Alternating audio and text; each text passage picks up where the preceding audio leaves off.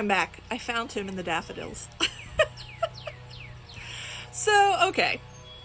Uh, I think I've discussed the history of Chairman Meow before, but Chairman Meow, who goes by Pudge at home, had a tumor on his neck, and we treated the tumor, and it left him slightly paralyzed. He can still get around, he's independent, but he can't move too slowly. So usually if I put him in the yard, which he loves, behind me, he can't get too far. He was hiding in the flowers. Anyway. All right, the breakdown of the sign. In the West, this is usually ascribed to capitalism. And so we can think about this in terms of the growth of mass production, the growth of the commodity market for culture.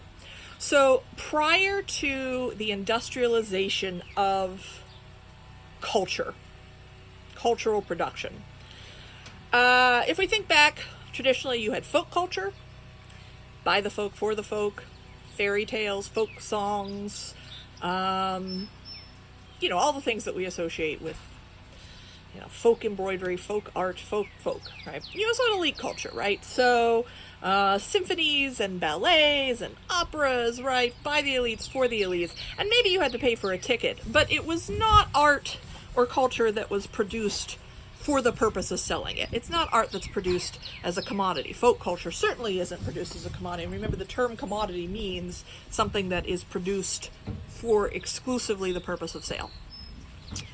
Folk culture and elite culture, they're art for art's sake, first and foremost. They're not, although people try to, support themselves with elite culture, certainly, even among folk culture, right? Pass the hat. They're not artistic forms that are made for sale specifically. With the advent of industrial processes to manufacture things like books, and then movies, and then radio, and then television, the internet, advent of all kinds of entertainment media that are produced exclusively for sale. So it's basically elites, because there's an elite technological phenomenon happening in mass producing and mass distributing cultural commodities. Cultural commodities produced by the elite for the folk, meaning for everyone to buy, right? And this is a new thing under the sun in the 20th century. And the commodification of culture, the turning of cultural products, which of course in any culture, right, art, literature, those kinds of things are really a central point for the generation of meaning, right? It's how we make meaning together as a culture. The transformation of those things into items for sale governed by market logic, theorists think, philosophers say, really changes how meaning is being generated. And one of the things that happens is that this commodity market begins mining all of past history for ideas to turn into things to sell. And this really destroys, in a sense, historical continuity, meaning that all times kind of become created simultaneously. And so what hallmarks, say, of postmodern architecture is that you get architectural forms from 12 different periods of architecture from the past pasted onto the same modern building, right? That destruction of linear continuity in time for the sake of producing commodities for sale, because they appeal to people for reasons of nostalgia or familiarity or whatever, is one of the things that helps to break down the sign. The other thing is the breakdown of high and low culture, the collapse of the difference between elite and folk culture, as again, we're just commodifying everything. What can we sell? What can we sell? Another thing is the turning of commodities into fetish items, right? That we no longer care about whether or not the object is useful in our homes. And this gets us into Marxist theories about use value and exchange value.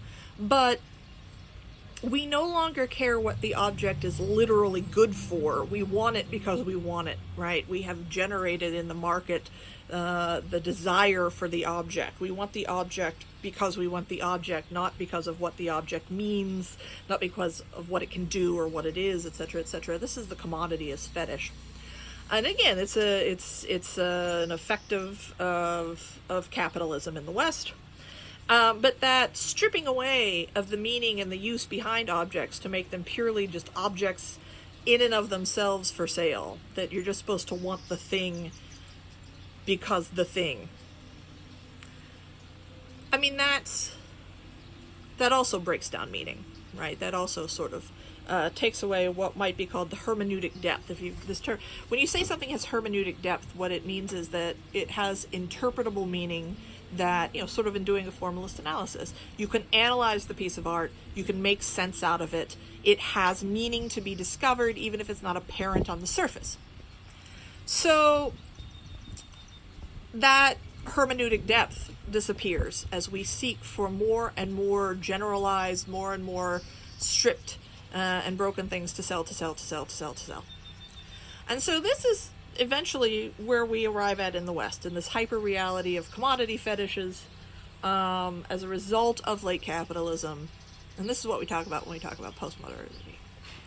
And the effect of this on literature, I suggested in terms of buildings, in terms of architecture, this idea of this mishmash of styles, right, where nothing is sort of following according to its own logic.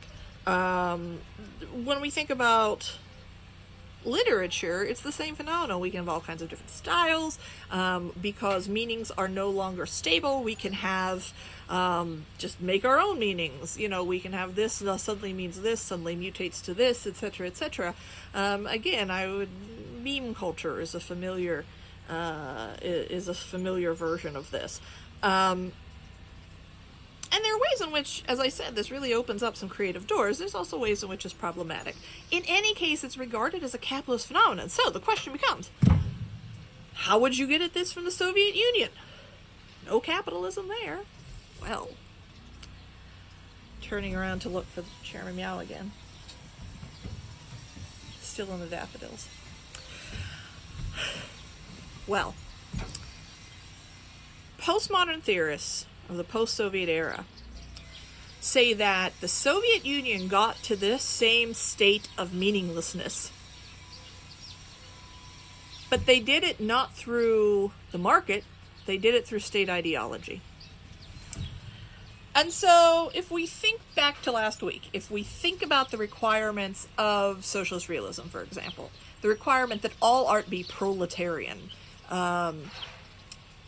well, that's the collapse of high and low culture. So, all right, that happened in the Soviet Union too. And if we think about the break in time, right, that all that czarist, quasi-capitalist history is left behind us in the dust, right? And now, even in the present, we're not supposed to think about the famine, and we're not supposed to think about the totalitarianism and the repression. We're not supposed to represent it. We are only supposed to represent the bright future of communism that is inevitable, that is coming. So now we also have that collapse of linear progressive time, right? So we get to that in the Soviet Union too. And finally, and then this is an important thing to understand about all things Soviet, everything is ideological. Everything. And that ideology is officially termed Marxism-Leninism. And a strange phenomenon of Marxism-Leninism is that it is per se a thing. There is an actual political theory of Marxism-Leninism. You can read about it, you can learn about it, you can even adhere to it and practice it. But, for our purposes, Marxism-Leninism was anything the government wanted it to be, because the government had declared that there's only one appropriate ideology, and it's Marxism-Leninism. Okay? But the government is constantly changing hands, is constantly wanting to do new things, is constantly wanting to try this 5-year plan, that 5-year plan. This guy used to be a friend of Stalin's. Now he's been purged and killed as a secret enemy of the state. We used to be on this agricultural platform. That didn't work. Now we're trying this one, blah, blah, blah, right? All of the things that, theoretically in a democratic government, you'd say, oh, we did this and now we're doing this and it's different, right? It's never allowed to be different, even if it is. So everything is Marxism-Leninism. And there grows up around this strange language working around the truth, right? If everything is Marxism-Leninism, Marxism-Leninism is actually nothing. If somebody can be in Stalin's good graces today and tomorrow be burnt to death in the parking lot behind the Troika, and then you're supposed to forget he ever existed, but then 10 years later Khrushchev is in power and he is rehabilitated and now he goes back in the history books, right? The idea of truth, the idea of any kind of objective meaning goes out the window and we're just free floating, right? He's still in the daffodils. We're just free floating. And so theorists of postmodernism in the Soviet context say that they arrived as a culture in the same place the West did. These disruptions in objective truth, of meaning, the breakdown of signs, the collapse of high and low culture, the breakdown of time, of history, right? All of these things happen, except they happen through this imposed ideology of the government instead of this imposed market ideology of capitalism. So through different means we arrive at the same place. This just free-floating hyper-reality. Now, of course, capitalist hyper-reality and post-Soviet hyper-reality, Soviet and post-Soviet hyper-reality, are different in their ways, as you can imagine, but they both get there. So, in that sense, postmodernism is not an exclusively Western phenomenon. And so here is Pelevin. And he has specifically said that he sees, he said in interviews that when he was growing up, the truth could be anything, right? He grew up in the 60s and 70s in the Soviet Union. And, today this person got rehabilitated, so he exists again. Right? This kind of untethered nature in the world. But he sees this as an opportunity. He literally comes to the conclusion that, look, if the government can just make truth out of whole cloth, if there can be no territory, but the government just makes a map and declares that this land is the land and it's real and it exists, I as an artist can do the same thing. And so his work often brings together, and there are many things in the story that you will not catch, that they are references to very specific cultural instances and phenomenon in Soviet life that, it's fine. I could walk you through some of them. There's a few of them I probably didn't catch myself because I didn't actually grow up there. It's a little beyond the point. But one thing is to think about, if we think about the way this story is written, and as you're going to see, we don't know what's going on for the first, well, it depends on the reader, but certainly for the first few pages. We don't know who's talking. We don't know what's going on. What turns out to be going on is somewhat unfathomable.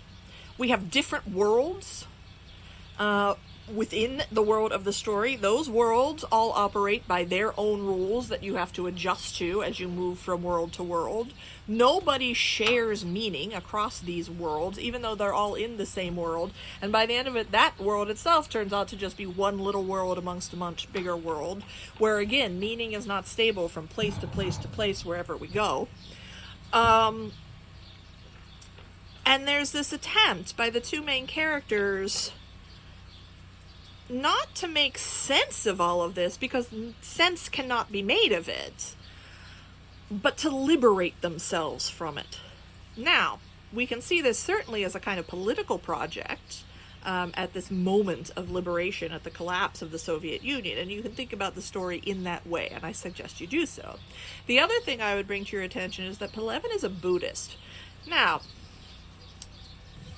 it comes up in a lot of his works. I'm not sure how good of a Buddhist Pelevin is.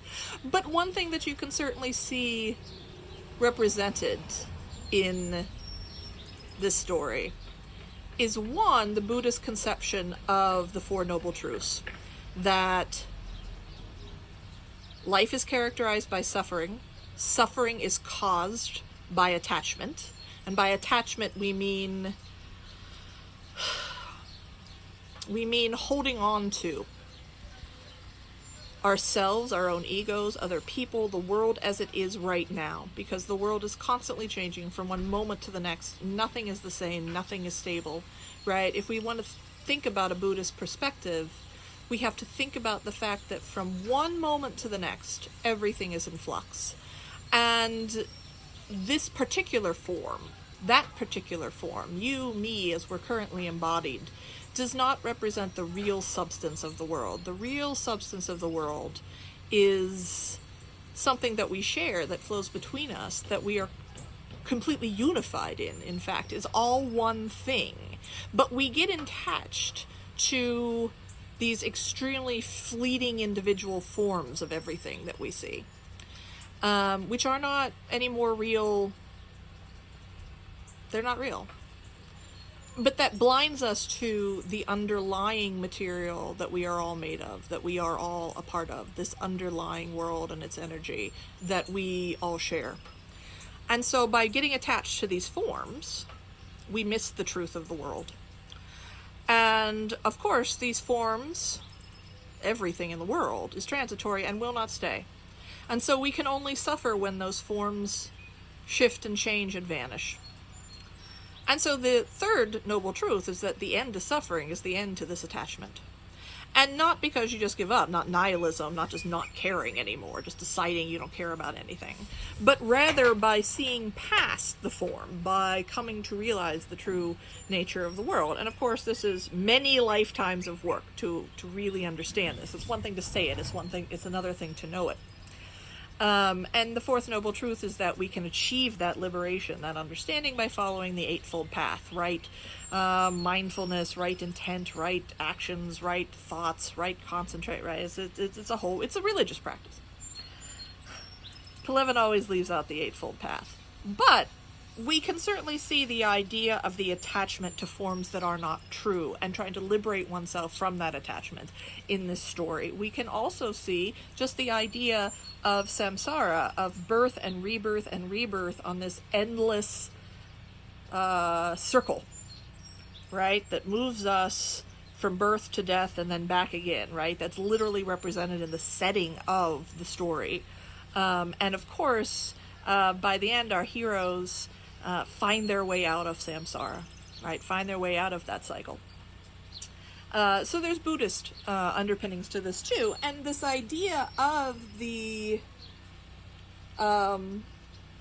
you can see how Pelevin, as a Soviet, as a post-Soviet, might have gotten attracted to Buddhism insofar as it contains this content that allows us to say that the current form of everything that we see is not true, right? That ties into that ties into ideas about this Soviet postmodernity, this Soviet experience of the truth being just entirely subjective, right? Being entirely dedicated from this ideology, right? From the state ideology. It goes together. I said what he omits is the right thought and right practice of the Eightfold Path, but it's not our job to judge in any case. So those are some ideas to get you thinking about this story, which is your only project this week because it is long and intense, and also funny. And perhaps you will think twice about your chicken nuggets in the future. I don't know. But, well, anyway. And then I will see you next week.